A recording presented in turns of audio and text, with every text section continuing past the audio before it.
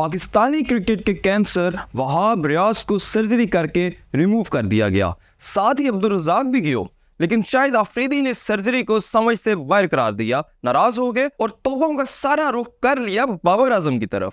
بابر اعظم کو ہٹاؤ، اس بات پر سارا زور لگا دیا لالا نے، کہنے لگے ہماری روایت یہی رہی ہے کہ میگا ایونٹ میں ناقص پرفارمنس پر سب سے پہلے کپتان کو ہی کک آؤٹ کیا جاتا ہے، مگر بابر کی جگہ وہاب کو گھر بھیجنا سمجھ سے باہر ہے۔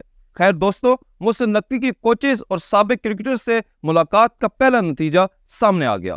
ہوگی سرجری شروع، دنیا کرکٹ کی سب سے بڑی پرچی وہاب ریاض اور عبدالرزاق کو سلیکشن کمیٹی سے اٹھا کر باہر پھینک دیا گیا، مگر محمد یوسف اور اسد شفیق سلیکٹرز کی ذمہ داریاں نبھاتے رہیں گے۔ وہاب ریاض کی بات کریں تو یہ کینسر ابھی پوری طرح ختم نہیں کیا گیا جناب، ابھی تک قومی کرکٹ ٹیم کے سینئر مینیجر کے عہدے پر براجمان ہیں، مگر اطلاعات یہ بھی ہیں کہ جلد ہی ایک اور سرجری کی جائے گی اور اس بچے کچے کینسر سے بھی پاکستانی کرکٹ کی جان چھڑا دی جائے گی۔ ویسے ٹی20 ورلڈ کپ میں بدترین شکست کے سب سے بڑے ذمہ دار وہاب ریاض اور عبدالرزاق ہی ہیں، کیونکہ ان دونوں نے سلیکشن کمیٹی کو ہائی جیک کر رکھا تھا۔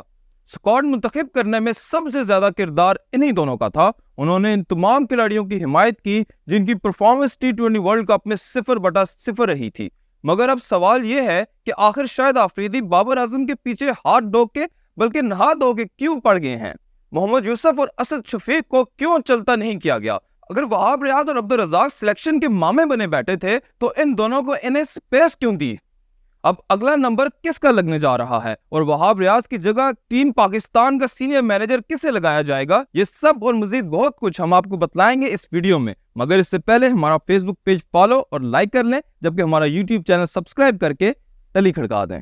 تو دوستو، کرکٹ پنڈتوں کا یہ کہنا ہے کہ شاہد آفریدی وہاب ریاض کو ہٹانے سے اس لیے ناخوش ہیں کیونکہ وہ بابر کی جگہ اپنے داماد شاہین آفریدی کو کپتان دینا چاہتے تھے۔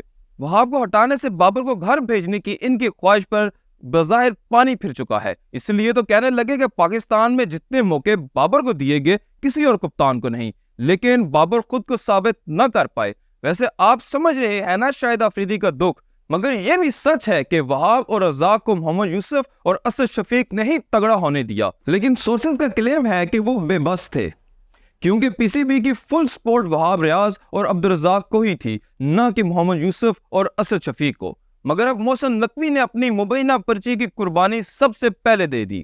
رہی بات وہاب ریاض کی جگہ قومی ٹیم کا سینئر مینیجر بنائے جانے کی، تو کسی سینئر کرکٹر کو یہ عہدہ مل سکتا ہے، اس کے ساتھ ساتھ کسی بیوروکریٹ کو بھی یہ ڈیوٹی سونپی جا سکتی ہے۔ ماضی میں یہ دونوں ماڈل ہی کامیاب رہے ہیں۔ انتخاب عالم 1992 کی ورلڈ چیمپئن ٹیم کے مینیجر تھے۔ نامور بیوروکریٹ شہریار احمد خان نے 1999 میں بھارت کے ٹور پر پاکستان کے مینیجر کی ذمہ داری نبھائی تھی۔ ان دونوں کی پرفارمنس آؤٹ سٹینڈنگ تھی، اس لیے سینئر کرکٹر یا بیوروکریٹ کو ٹیم مینیجر بنانے کا فارمولا کام کر جائے گا۔ خیر، اب وہاب اور عبدالرزاق کے بعد اگلا نمبر لگ سکتا ہے محمد یوسف اور اسد شفیق کا، کیونکہ ابھی تک ان دونوں کے بارے میں پی سی بی نے کوئی فیصلہ نہیں سنایا۔ اب آپ کامنٹ کر کے بتائیں کہ شاہد آفریدی بابر اعظم کو کپتانی سے کیوں ہٹانا چاہتے ہیں، اور ہاں، ویڈیو کو لائک اور شیئر بھی ضرور کریں۔